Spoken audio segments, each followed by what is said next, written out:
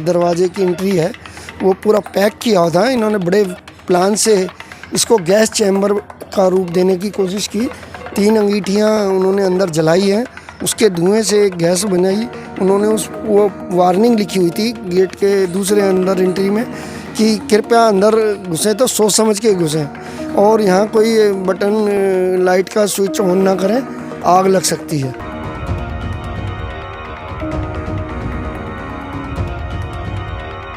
दो बेटियां थीं, एक मदर थी और एक हस्बैंड थे जो पहले ही एक्सपायर हो गया था कोरोना में। अब तो पूरा परिवार ही खत्म हो चुका है सर। नमस्कार, इस वक्त आप लोग देख रहे हैं झलकू दिल्ली और मैं हूं आपके साथ हिमांशु मुदगल। देश की राजधानी दिल्ली के वसंत विहार इलाके से इस वक्त एक ऐसा मामला सामने आ रहा है जो सचमुच आपका दिल दहला देने वाला है। जी हाँ, जो घटना यहाँ पर हुई है, जिस तरीके से अंदर सुसाइड किया गया है, जैसा पुलिस द्वारा बताया गया है कि ये मामला जब प्रथम दृष्टि से वो लोग देखते हैं तो ये सुसाइड का मामला देखने से प्रतीत होता है।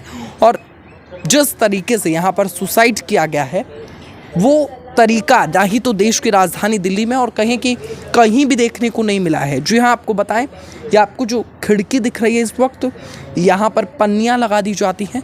जितनी भी वेंटिलेशन की जगह थी वहाँ पन्नियाँ लगा दी जाती हैं।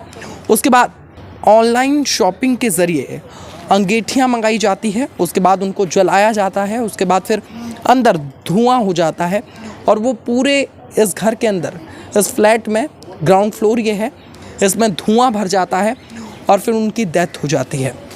जब पुलिस द्वारा ये दरवाज़ा खोला जाता है तो दरवाजे पर लिखा होता है कि वार्निंग और अंदर किसी भी तरीके से लाइट ना जलाएं या कोई भी ऐसी चीज़ ना जलाएं जिससे आग लग सके।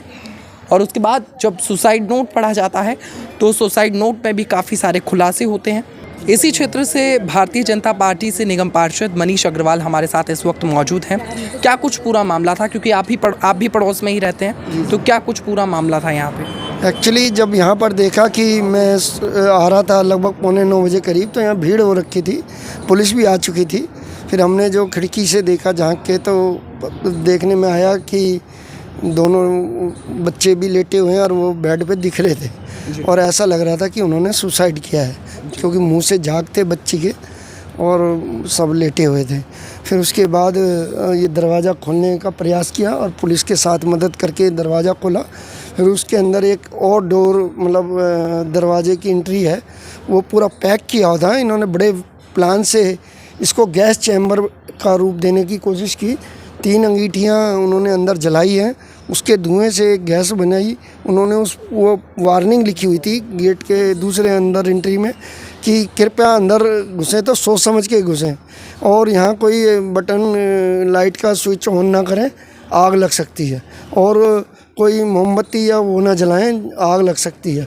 और सावधानी से घुसें, आपको हानि ना हो। ये चीज़ गेट पे लिखी हुई थी अंदर वाले पे, और चिपका रखा था वो गेट पे। तो वो सब SHO साहब ने पढ़ा और वो जो गैस लीक हो रही थी वो भी बंद की उन्होंने। और फिर फायर की गाड़ी को बुलाया और वो सारा फायर वालों ने आके फिर सारा देखा। जो भी बड़ी बदबू आ रही थी, जब हमने खिड़की और दरवाजे से थोड़ा सा खोला, जब दरवाज़ा खुला तो एकदम से भभका आया जैसे कोई गैस निकली हो। और फिर उसके बाद सारा ये पुलिस ने आके देखा। लेकिन ये सब के पीछे यही कारण कि पिछले 1 साल पहले उनके पिताजी की कोरोना से मृत्यु हुई थी बच्चों के, तब भी दोनों लड़कियां थीं। तो हम कॉलोनी के कुछ लोगों ने जाके दाह संस्कार कराया था, 4-5 लोग, मैं स्वयं भी गया था उस समय भी डेथ के पीरियड में। तो तब आर्थिक तंगी इनके साथ पहले से थी। जैसा कि मनीष जी, आप पड़ोस में ही रहते थे, क्या कुछ रवैया इस परिवार का था, कैसा माहौल रहा था? ये घर से बाहर नहीं निकलते थे। इनके फादर भी जब थे तो वो घर से बाहर नहीं निकलती थी लड़कियां, और वो उनका सारा काम वही फादर देखते थे। फिर फादर चले गए तो लगता है ये डिप्रेशन में आ गए। पिता की डेथ किस वक्त हुई थी? पिछले साल हुई थी, 1 साल लगभग हो गया उसको। बताया जा रहा है तभी से ये लोग डिप्रेशन में और घर से बाहर नहीं आते थे, किसी से बात नहीं करते थे, अपने आप में ही मतलब अंदर ही रहते थे और किसी से कोई शेयर नहीं करते थे। और एक तरह से उन्होंने ये जो मकान बगल वाला था ये भी किराए पे दिया हुआ था और उन्होंने अपने सुसाइड नोट में लिखा है कि 4 महीने पहले उन्होंने जान के उसको किराएदार को खाली कराया कि कल को हम जब सुसाइड करेंगे तो कम से कम किराएदार को कोई नुकसान ना हो। ये उन्होंने उसमें मेंशन किया है। और उन्होंने ये भी मेंशन किया सुसाइड नोट में, मैंने पढ़ा तो उसमें लिखा था कि भाई 1 साल पहले भी उन्होंने सुसाइड की कोशिश की है। तो मतलब कि ये जो पूरा मकान है ये इन्हीं का था? ये भी और इसके पीछे वाला भी, वो किराए पे दे रखा था, खाली करा लिया था। कुछ लोगों द्वारा बताया जा रहा है कि लोग आर्थिक रूप से कमजोर हुआ हाँ, वो आर्थिक स्थिति कुछ ना किसी न किसी रूप में कमज़ोर थी, क्योंकि वो उनकी मदर बेड पे थी और बड़ी बहन का भी थोड़ा मानसिक रूप से थोड़ा वीक था। तो वो छोटी जो बहन थी वही सब देखती थी। तो निश्चित रूप से वो, मेरे को नहीं लगता कहीं काम, हमें तो जहाँ तक नॉलेज है कि वो कहीं काम ही नहीं करती थी। घर को आप दिखाएं। इस घर में अंजू श्रीवास्तव, उनकी बेटी अंशिका और अंकु रहा करती थी और वो पिछले कई वर्षों से यहाँ पर रहती थी। बीते वर्ष कोरोना काल में उनके पिता की डेथ हो जाती है।